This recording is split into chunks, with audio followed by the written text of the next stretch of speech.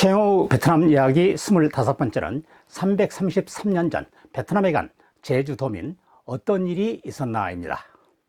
여러분, 300여 년 전에 베트남을 방문하려면 어떤 수단을 이용해야 했을까요? 물론 바닷길밖에는 없었죠. 동력으로 달리는 전기선이 개발된 것은 1838년으로 지금부터 182년 전이니까 300여 년 전에는 풍력을 이용하는 돛과 인력에 의존하는 노를 사용할 수밖에 없었겠죠. 최영우 베트남 이야기 24번째에서 말씀드린 조완벽은 그렇게 돛과 노를 이용해 일본에서 베트남까지 항해하는데 한 달 정도 걸렸다고 합니다. 조완벽은 무역을 위해 계획적으로 베트남을 3차례 왕복했는데 1687년 제주도민 24명은 풍랑에 표류되어 한 달이 조금 더 걸려 예기치 않게 베트남에 도착했습니다. 그들이 어떤 통로로 베트남까지 표류했는지는 확인할 수가 없습니다.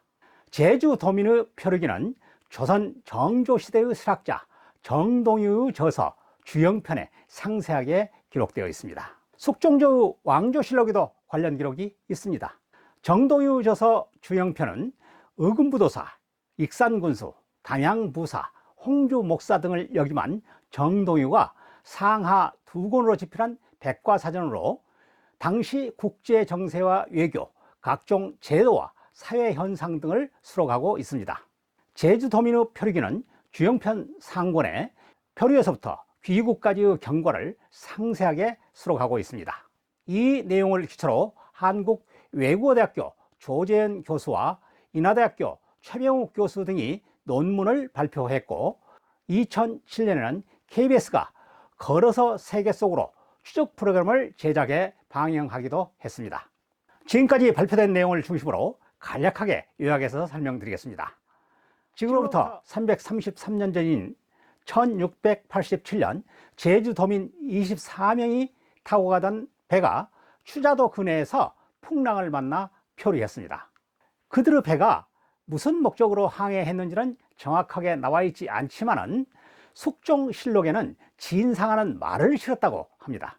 그들은 35일 동안 표류해 베트남 중부 호이안 앞바다에 도달했습니다. 그곳에서 호이안 순찰선의 안내로 관부로 끌려가 한자 필담 방식으로 신원을 확인했습니다.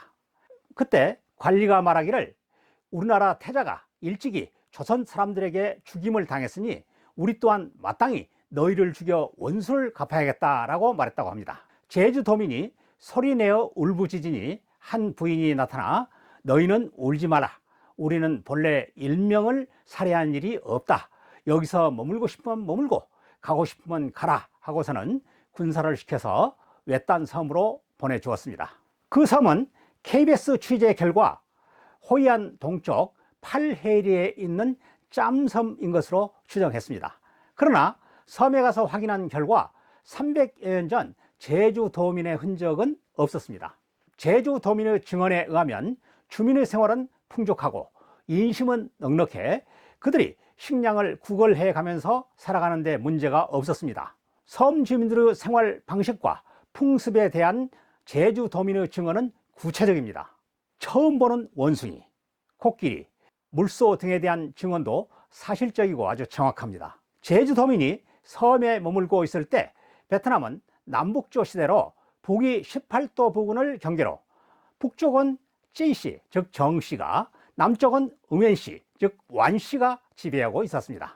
1687년부터 후해에 도읍하고 있던 응엔 왕은 제주도민의 아련을 허락했습니다. 제주도민 대표 5명은 섬에서 나와 호이안에서부터 후해까지 육로로 엿새 동안 이동해서 응엔 왕을 아련하고 본국에 돌아가게 해달라고 호소했습니다. 응엔 왕은 제주도민을 불쌍하게 여겨 쌀과 돌아갈 비용을 부담해 중국 상선에 승선할 수 있게 해주었습니다. 그때 조선 왕에게 보내는 국서를 주면서 답서를 받아오면 후하게 보상해 줄 것이라고 약속했습니다. 제주도민 24명 중 도착 초기에 사망한 3명을 제외한 21명은 중국 상선을 이용해 중국을 거쳐 제주 대정현에 도착할 수 있었습니다. 그때가 1688년 12월로 표류한 지 1년 2개월 만이었습니다. 제주도민의 귀환은 제주 목사를 통해 조선 조정에 보고되었습니다. 숙종 임금 시대의 조선 조정은 응엔 왕에게 답서를 보내지 않았습니다. 당시 일본은 앞서 소개한 24번째 이야기 조안배그 사례와 같이 베트남과 활발한 교역을 하고 있었고, 호이안은 1540년경 포르투갈 상인이 진출하면서부터 국제적인 무역항으로 성장하고 있었습니다. 따라서 제주도민이 그곳에 도착했을 때는 그들이 국제 무역을 시작한 지 150년의 역사를 가졌기 때문에 국제 교류의 가치를 잘 알고 있었고, 제주도민을 조선과 교류를 위한 계기로 삼으려 했을 것입니다. 한편 제주도민이 맨 처음 호이안의 관부에 도착했을 때 그곳의 관원이 제주도민에 말하기를 조선 사람이 그 나라 태자를 죽였으니 너희를 죽이겠다라고 협박한 것은 단순한 위협인지 아니면 역사적 사실에 근거한 것인지는 확인된 바 없습니다. 만약 그들이 역사적 사실에 근거한 것이라고 한다면 세 가지 정도의 사례를 유추해 볼 수 있습니다. 첫째, 1127년 정선 이씨의 시조가 되는 이양은 왕자가 고려로 망명한 사례입니다. 둘째, 1226년 이용상 왕자가 고려로 망명한 사례입니다. 셋째, 광해군 일기 15권에 기록된 내용으로 1623년 제주도에 표류한 중국인 32명을 살해한 사건이 있었는데 그 32명 중에 베트남인이 포함되어 있을 가능성 등입니다. 그중 세 번째의 표류민 살해 사건은 제주도민이 베트남에 표류하기 2년 전의 일입니다. 또 하나의 주장은 우리나라 베트남 연구 원로인 한국외국어대학교 조재인 교수가 족보 연구 대가인 편홍기옹과 대화에서 확인한 내용입니다. 편홍은 고려 명종 시기 무인 정권을 이끌었던 이의민이 최충원에게 피살된 사건을 말하는 것일 수 있다고 합니다. 이의민의 이야기는 이의민의 선조와 베트남 리왕조 5대 황제 신종의 동생인 이양흔이라는 정선 이씨의 족보에 근거한 것입니다. 그러나 모두 근거가 명확하지 않은 추정입니다. 여러분의 생각은 어떠십니까?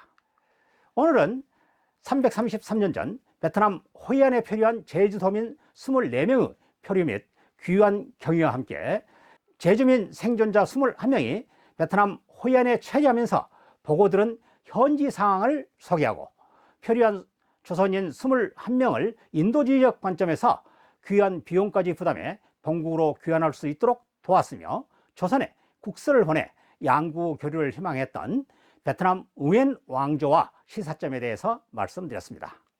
여기서 과거의 역사에 가정, 즉 what if를 대입해 교훈을 찾는다면, 호이안에 표류했던 제주도민이 귀환한 후 조정에 응엔 왕의 국서를 바쳤을 때 조선은 19대 왕 숙종 임금 제위시켰는데, 그때 조선이 응엔 왕의 국서에 답하면서 좀 더 적극적으로 베트남과 교류에 나섰더라면 조선의 개화정책 추진과 함께 훗날 국권 피탈과 같은 불행한 사건을 예방하는 데 도움이 되지 않았을까 하는 아쉬움이 남습니다.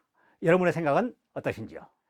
다음 시간에는 베트남의 코로나 사태가 대한민국과 베트남의 국민 정서와 우호에 미친 영향을 주제로 말씀드리겠습니다.